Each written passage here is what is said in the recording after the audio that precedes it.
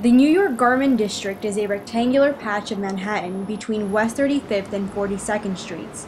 The industry employs 5.5% of the city's workforce and generates almost $10 billion a year.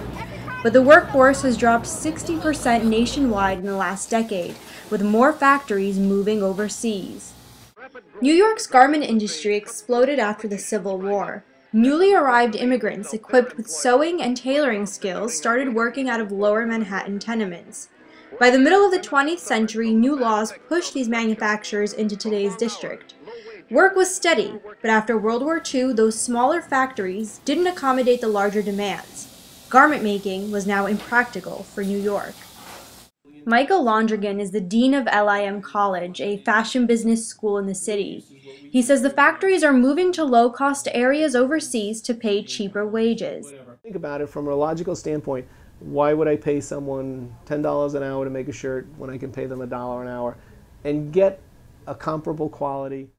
Dean Londrigan says that the automated plants are better suited for the trend of fast fashion. The quick turnaround of cheap designs copied straight from the runway saves money and time. It's really about changing the mindset of the consumer. The consumer is saying, I go into Zara, I like this, I'm not going to come back in 2 weeks because it's not going to be there. Despite the poor outlook, fashion students are still hoping to make it big in the industry. Samantha Romero is a junior at the Parsons School of Design and is already considering her job prospects after college. I do have to be realistic in the sense that, when I graduate, is it possible for me to get a job as a designer right away? Do I have to work in some other aspect of the fashion industry in order to work my way up?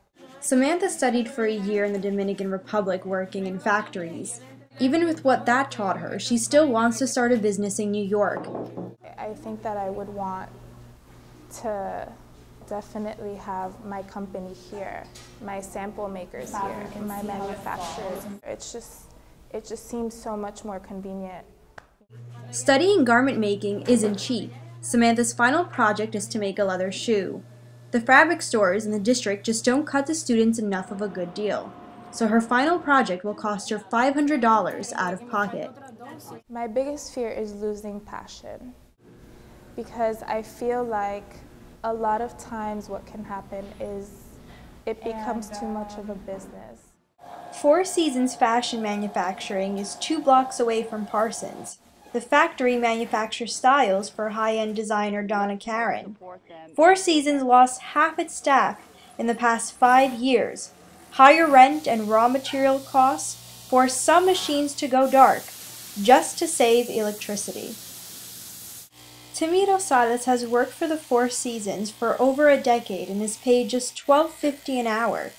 He's the one who inspects DKNY's clothing outsourced from China. Timmy says one mistake on a batch can cost the factory thousands of dollars. We have one time when they were making a jacket in China and it came back, and we're talking about 3,000 units, and they forgot to make a little stitch on the pocket.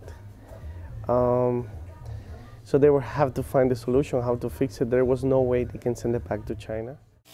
The factories help build a better relationship with designers. Timmy says Donna Karan often visits a factory to work with the manufacturers.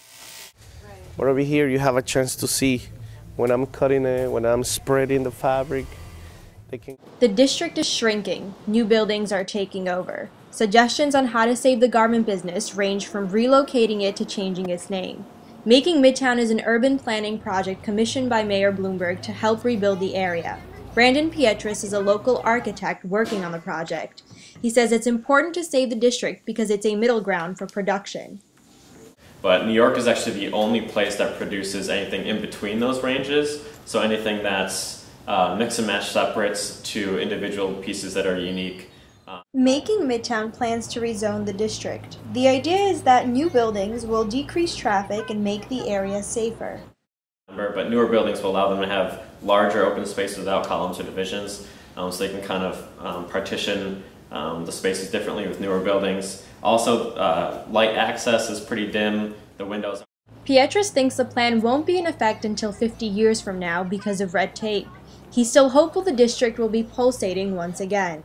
But we're hoping that we can kind of revitalize it in a way and create both a sustainable and sort of an interconnected neighborhood. Startups and smaller brands are manufacturing in New York again. Dean Londrigan says the district shouldn't get its hopes up. The revival will never be huge. But again, it's not going to be a landslide. You're not going to see Gap making, placing an order for 100,000 pieces with somebody here in New York City. There are signs everywhere that the nation's industry is slowly picking up. And yes, even in the garment sector. It's not all needles and threads before it hits the catwalk. There's rent to pay and families to feed. Luckily for Timmy, it's been paying off. This year, I think it's been very good. I think there's been a lot of work in this, in New York. Olympia Bardis reporting.